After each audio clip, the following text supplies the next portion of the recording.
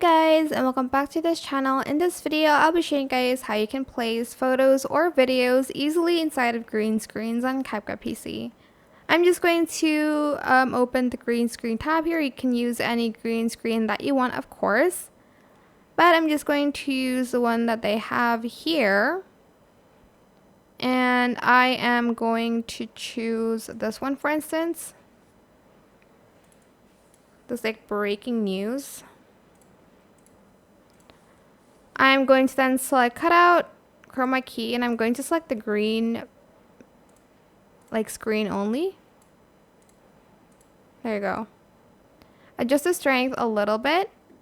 And if you want to place something underneath, maybe like this video here, just going to add the video underneath like so. And I'm just going to go and resize. I'm going to resize it. Sorry, that's what I meant.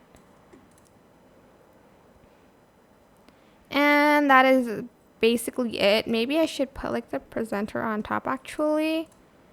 Go to cutout, auto cutout, and then I'll place like something like a video underneath that.